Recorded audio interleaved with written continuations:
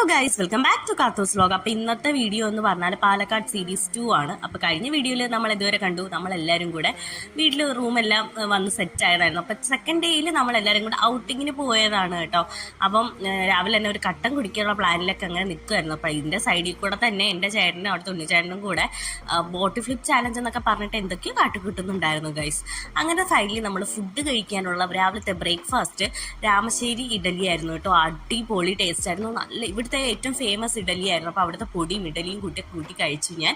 നല്ല ടേസ്റ്റ് ഉണ്ടായിരുന്നു. അപ്പോൾ ചുമ്മാ അങ്ങനെ ഇരുന്നപ്പോൾ ഞങ്ങൾ ജസ്റ്റ് ഒരു വാക്കിന് വേണ്ടി ഇറങ്ങി കേട്ടോ. അപ്പോൾ അടുത്ത് തന്നെ ഇവിടെ നിറയെ ഉപ്പിലിട്ട നെല്ലിക്ക, മാങ്ങ, ക്യാരറ്റ്, കൂടുതലും അതാണ് കേട്ടോ ഇവിടെ കാണപ്പെടുന്നത്. അങ്ങനെ ഫൈനലി നമ്മളൊരു സൈഡിൽ വന്നപ്പം അവിടെ ഇരിക്കാൻ ആ ഒരു പാറയുടെ വണ്ടിയിലായിട്ട് ഇരിക്കാൻ നല്ല രസമായിരുന്നു കേട്ടോ. അവിടെ നേരെ വ്യൂ കാണുന്നത് മലമ്പുഴ ഡാമിൻ്റെ ഒരു ഭാഗമാണ് കേട്ടോ. ഇത് ഡാമിൻ്റെ ഒരു വെള്ളത്തിൻ്റെ ഒരു ഭാഗമാണ്. അപ്പം അതിങ്ങനെ നീണ്ടു നിവർന്ന് കിടക്കുമല്ലേ. അപ്പം ഇങ്ങനെ ആ കല്ലിൻ്റെ മേളിൽ ഇങ്ങനെ കാറ്റൊക്കെ കൊണ്ട് കുറച്ചൊക്കെ കാര്യമൊക്കെ പറഞ്ഞ് ഞങ്ങൾ അങ്ങനെ ഇരുന്നു. അപ്പോൾ വരണ വഴിക്ക് ഉപ്പിലിട്ടതൊക്കെ കഴിച്ചിട്ടാണ് കേട്ടോ വന്നത്. അങ്ങനെ ഫൈനലി റൂമിൽ പിന്നെ എത്തി. എന്നിട്ട് ഇവിടെ ചിന്നു ചേച്ചി, ഇതാണ് ചിന്നു ചേച്ചി.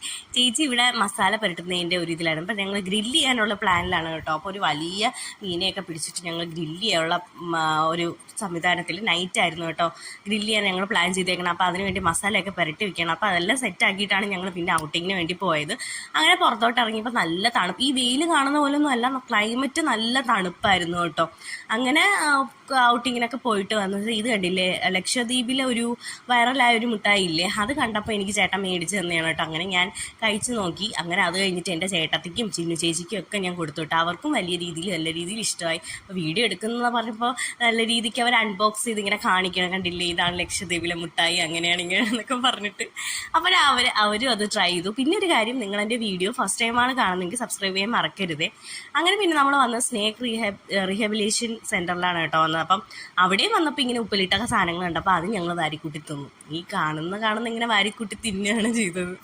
അങ്ങനെ ഫൈനലി നമ്മൾ സ്നേക്ക് പാമ്പുകളുടെ സംഗീതത്തിൽ വന്നിരിക്കുകയാണ് ഗൈസ്. ഇവിടെയാണെങ്കിൽ ഇഷ്ടം പോലെ ഉണ്ട് കാഴ്ചകൾ കാണാൻ.